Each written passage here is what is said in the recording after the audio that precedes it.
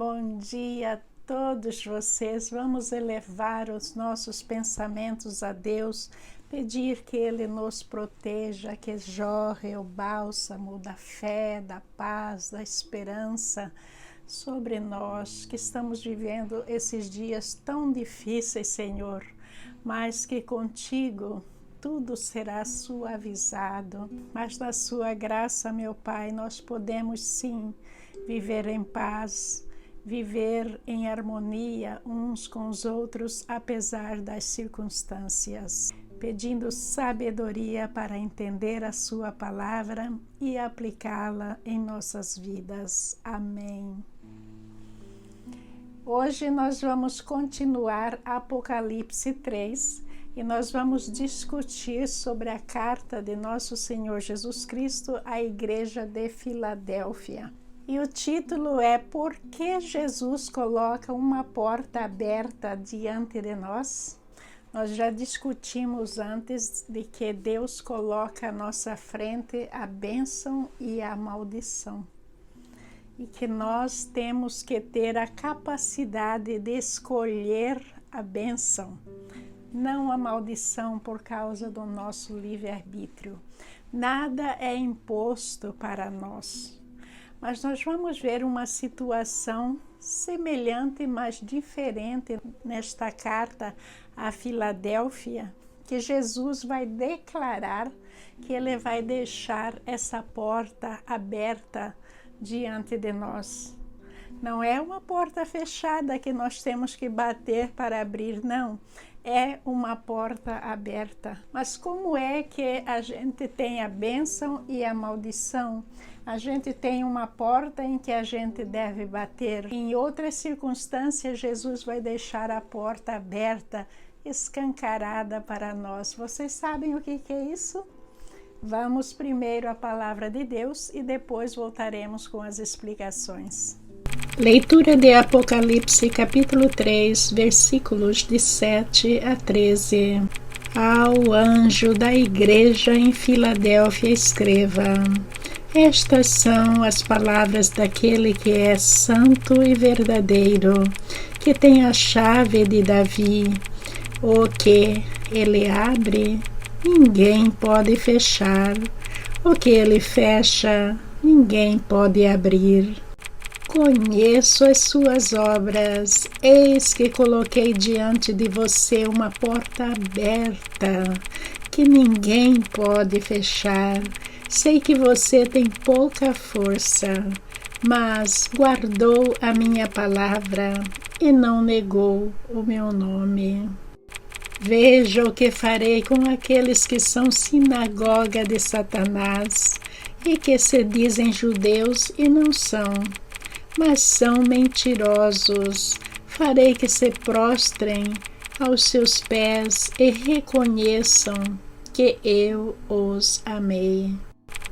Visto que você guardou a minha palavra de exortação à perseverança, eu também o guardarei da hora da provação que está por vir sobre todo o mundo, para pôr à prova os que habitam na terra. Venho em breve.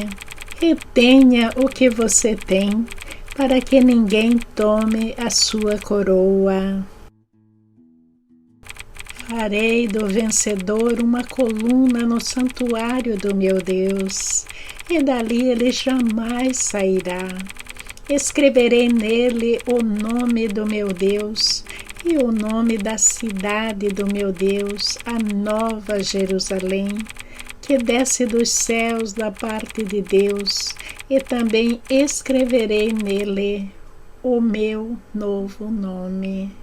Aquele que tem ouvidos, ouça o que o Espírito diz às igrejas. Filadélfia fica a mais ou menos 30 milhas de Sardes e ela está numa rota em que é chamada Rota Imperial, porque essa rota era muito importante para o comércio de Sardes e de outras cidades na região. Então, qualquer pessoa indo para Sardes, por exemplo, elas tinham que parar nesse posto imperial, que é de Filadélfia. E diz a palavra: aquele que é santo e verdadeiro tem a chave de Davi. Quem que é essa pessoa santa e verdadeira? É nosso Senhor Jesus Cristo. E por que é que ele está dizendo que ele tem a chave de Davi? Porque ele é o oposto do reinado de Davi, que era um reinado terreno. Então, ele está acima de qualquer rei terreno, ele é o Rei dos Reis. E essa soberania de nosso Senhor Jesus Cristo vem do fato dele ser um ser puro, 100% verdadeiro e honesto, o que os reis terrenos não encaixam 100% nessa categoria.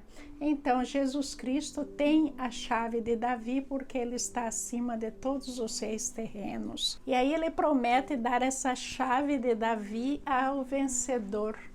Significa que Jesus Cristo, ele tem poder e controle sobre quem será salvo, sobre quem não será salvo, sobre o final das nossas almas, do nosso espírito.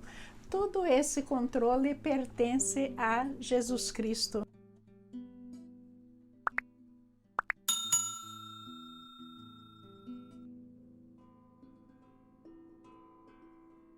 E a profecia de Isaías está falando sobre isso. Vou ler para vocês. Isaías 22:22. Darei a ele a chave da casa de Davi, o cargo mais elevado da corte. Quando ele abrir portas, ninguém poderá fechá-las. Quando fechar portas, ninguém poderá abri-las. Para vocês, só para relembrar, Apocalipse 1:18, em que Jesus Cristo diz estar segurando a chave do mundo dos mortos, as chaves da salvação e das bênçãos a seguir. Então vamos ver. Sou aquele que vive, estive morto, mas agora vivo para todo sempre. E tenho as chaves da morte e do mundo dos mortos. Apocalipse 1:18. Agora João 14:16, Jesus disse: eu sou o caminho, a verdade e a vida. Ninguém pode vir ao Pai senão por mim. Essa passagem, eu sou o caminho, a verdade e a vida, significa que a única pessoa que pode nos salvar é nosso Senhor Jesus Cristo. Se a gente quer ter acesso ao reino de Deus, nós temos que ir através de nosso Senhor Jesus Cristo. Então, essa questão da chave, né? A gente ouve gente falar que São Pedro tem a chave, mas não é. Quem tem essa chave é nosso Senhor Jesus Cristo. Agora, a quem ele vai dar essa chave é algo que nós ainda não temos conhecimento aqui na terra. E aí Jesus vai falar para a igreja de Filadélfia. Veja que essa mensagem é para aquela igreja, mas que vem para todos nós como igrejas, que nós somos igrejas a partir das igrejas originais. Então, quem está numa igreja que pertence a Cristo está sob tudo isso que está dizendo nessa carta. Então, ele está dizendo aí: eis que coloquei diante de você uma porta aberta que ninguém pode fechar. Nós estamos falando da chave do reino, que quem tem é nosso Senhor Jesus Cristo. E essa porta aberta, que ninguém pode fechar, também quem está dando essa porta aberta é nosso Senhor Jesus Cristo. Mas se a porta já está aberta, ela não vai precisar de chaves, não é? Para a gente entrar. E nós vamos ver muitos relatos na Bíblia sobre essa porta aberta. E vocês sabem o que é? É o chamado ao serviço do Senhor. Que a gente não pode falar: eu sou cristão, e simplesmente viver a nossa vidinha ali como se nada estivesse acontecendo. Mas a gente tem que sempre estar testemunhando a palavra em nossos pensamentos, ações, atos. A gente tem que buscar salvar o quanto mais pessoas a gente puder. Então, isso é algo muito complicado, mas também muito simples, que quando a gente exerce boa influência na vida dos outros, a gente fala de Deus, a gente testemunha algo bonito e maravilhoso para a pessoa, a gente está atendendo esse chamado de Deus e realmente sendo parte da sua igreja. Leitura de 1 Coríntios 16, 9. Há uma porta inteiramente aberta para realizar um grande trabalho aqui, ainda que muitos se oponham a mim. Agora lendo para vocês 2 Coríntios 2:12. Quando cheguei à cidade de Troade para anunciar as boas novas de Cristo, o Senhor me abriu uma porta de oportunidade. Essa porta aberta, ela está sempre aberta para todos que querem levar a palavra de Deus. Eu escuto muita gente achando que nós devemos concentrar em matar a fome do povo, dar roupas, alimento e tudo mais. Tudo isso é parte da caridade, a gente tem que fazer, ajudar o nosso próximo.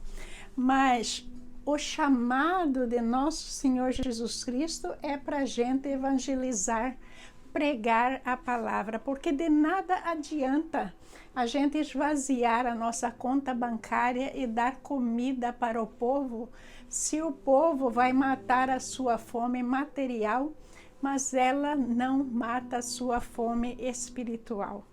A gente tem que ter como prioridade número 1 salvar a pessoa espiritualmente. A gente tem que matar a fome e a sede espiritual em primeiro lugar. E tendo essa porta aberta, significa que é um trabalho que a gente nunca vai realizar sozinho. Nunca. A gente sempre tem ajuda de uma maneira ou de outra.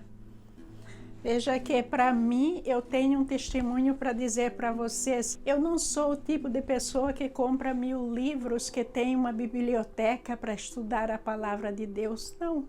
Eu sou uma pessoa que pesquiso mínimo nas coisas da história, das ações cronológicas, sobre a ciência que está englobando na palavra.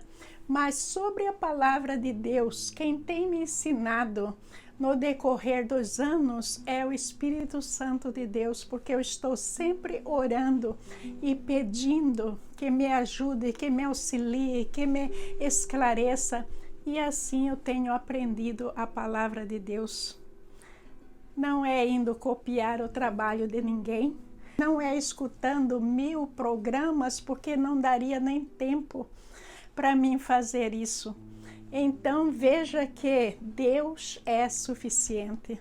A gente tem que acreditar, a gente tem que estar à sua disposição, porque Ele vai sim nos ajudar, Ele vai nos dar a mão em tudo que for necessário. Aí Jesus mais uma vez vai falar sobre a sinagoga do Satanás, que nós já estudamos sobre isso. Vou falar rapidinho. A sinagoga era comandada pelos judeus. Os judeus acreditavam na lei do Torá. Mas porque eles não reconheceram Jesus como o Messias, eles se tornaram aquele prato cheio para o Satanás. Porque era isso que o Satanás queria. Então, toda essa influência satânica que a gente vê nas sinagogas, querendo matar os apóstolos, matando nosso Senhor Jesus Cristo, tudo isso vem dessa incredulidade deles em não aceitar o Messias e, consequentemente, estando aliado às obras satânicas. porque as igrejas que estão voltadas para Deus, elas têm que aceitar nosso Senhor Jesus Cristo, sim, e tem também que trabalhar 100% dentro da palavra de Deus, não do homem, não a metade, não uma percentagem, mas tem que corresponder a tudo que Jesus espera como igreja. E Jesus vai falar daqueles que dizem que são judeus, mas não são. Significa que as pessoas nasceram como judeus, nasceu na Judéia, mas na realidade nem na lei do Torá eles acreditavam. Eles eram totalmente pagãos. Então, os judeus, de certa forma, eles estavam completamente perdidos. Quem não estava na sinagoga era pagão. E quem estava na sinagoga estava comandando a sinagoga de Satanás. Algo muito difícil e que a gente tem que pensar muito para que as nossas igrejas não caiam nessa tentação. E outra coisa muito séria que está falando aí nessa carta é que, visto que você guardou minha palavra de exortação à perseverança, eu também o guardarei da hora da provação que está para vir. Que hora da provação é essa? Isso está se referindo à tribulação, que vai ocorrer cerca de 7 anos antes da vinda de nosso Senhor Jesus Cristo. E essa tribulação ocorrerá em muitas fases, mas aí nós vamos ver que essas pessoas que perseveraram em nosso Senhor Jesus Cristo, passando por essa porta que sempre esteve aberta, escolhendo fazer aquilo que deve ser, pregando a palavra de Deus, trazendo quanto mais ovelhas perdidas de volta ao rebanho do Pai, tudo isso vai fazer com que Jesus reconheça esse tipo de cristão verdadeiro. E essas pessoas serão retiradas do meio dessa grande tribulação. Elas serão totalmente protegidas de tudo que está por vir. E Jesus vai dizer: venho em breve, retenha o que você tem para que ninguém tome a sua coroa. Já que os judeus lá da sinagoga do Satanás, eles tinham tudo para ter a coroa da vida eterna. Mas o que é que aconteceu? Eles não reconheceram Jesus como o Messias e o Satanás tomou a sua coroa. E isso também pode acontecer conosco. A gente que está aderindo a certas religiões que são muito questionáveis, que estão voltadas a obras satânicas, a gente tem que tomar muito cuidado, porque o Satanás está roubando a nossa coroa. A gente pode fazer coisas maravilhosas, mas se a gente não está 100% obedecendo aquilo que nosso Senhor Jesus Cristo quer de nós, a gente é um prato cheio para essas obras malignas. Então, a gente tem que tomar muito cuidado, que é para a gente sempre ter essa coroa espiritual em nossas mãos, porque um certo dia Deus vai nos dar de presente essa coroa que simboliza a vida eterna, simboliza o nosso direito de entrar no reino de Deus. Farei do vencedor uma coluna no santuário do meu Deus. O que significa isso?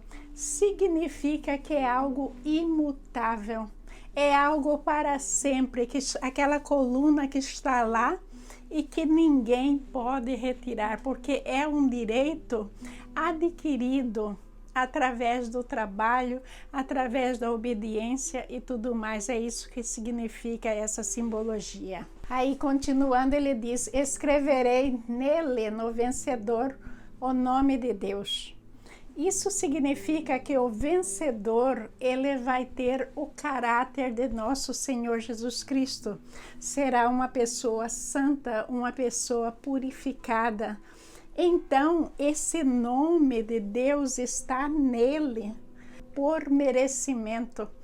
E estará escrito nessa pessoa, porque essa pessoa fez por merecer. Ele está naquele grau de santidade que é esperado para entrar no reino de Deus e estar na sua presença. E a Nova Jerusalém é uma cidade que se chama Jerusalém, que é para as pessoas purificadas viverem. E essa cidade existe lá no céu. Aí Jesus diz: escreverei nele o meu nome. Olha, nós conhecemos Jesus Cristo como Jesus Cristo aqui na terra e muitos outros nomes que ele mesmo se deu e também que foi mencionado pelos apóstolos. Mas veja que todos esses nomes e denominações dados a nosso Senhor Jesus Cristo aqui na terra não é o nome dele espiritual. Então, quando a gente passar para o outro lado e ter esse nome em nós, significa que a gente está em total comunhão com Ele e a gente passa a conhecer nosso Senhor Jesus Cristo com o seu nome verdadeiro e eterno. E aí, até agora, como em todas as outras cartas, ele termina dizendo que aquele que tem ouvidos de ouvir, que ouça. Isso porque Jesus Cristo, na sua bondade, no seu amor por todos nós, ele não impõe nada a nós. Ele nos deu a sua palavra está ao nosso alcance. Agora deve ser a nossa prioridade entender essa palavra e vivê-la. Gente, tem muitos que ainda não têm nem sequer uma Bíblia. Veja que você tem que ter como prioridade na sua vida arrumar um cofrezinho lá e adquirir uma Bíblia para a sua família. É muito importante estudar a palavra de Deus dentro da sua casa, entender aquilo que Deus realmente quer de todos nós. Isso é muito importante, traz muitas bênçãos, nos ensina a viver, nos ensina a ser uma criatura de Deus, não uma criatura do mundo, uma criatura que o mundo quer. Então vamos pensar nisso, não adquira livro nenhum, mas pense em comprar um livro só, que é a Bíblia. E compre uma Bíblia boa. Compre uma Bíblia que não foi modificada, de preferência. Estude sobre a Bíblia e você vai ver que tudo que você precisa está aqui. Você não precisa de nada mais, porque Deus é suficiente. Confie nele, ele vai te mostrar. Toda vez que você abrir a Bíblia e não compreender, ore a ele e aguarde, que ele vai falar com você, ele vai te mostrar o que é. E você vai viver uma vida muito melhor e transformada. Glórias a Deus, nosso Pai. Muito obrigada, meus amigos, pelo seu tempo valioso. Muito obrigada por estar aqui comigo, por sua paciência. Que Jesus te abençoe, que Jesus renove todas as suas bênçãos. Que Jesus te acrescente em dobro por este tempo que você esteve aqui comigo. Pedindo que o seu final de semana seja abençoado e que a nova semana que vai começar também seja abençoada, cheia de saúde, paz, renovações e tudo que o seu coração mais deseja. Se for dentro da vontade do Pai, que Ele realize para você. Amém. Bom dia, meus irmãos. Muita paz.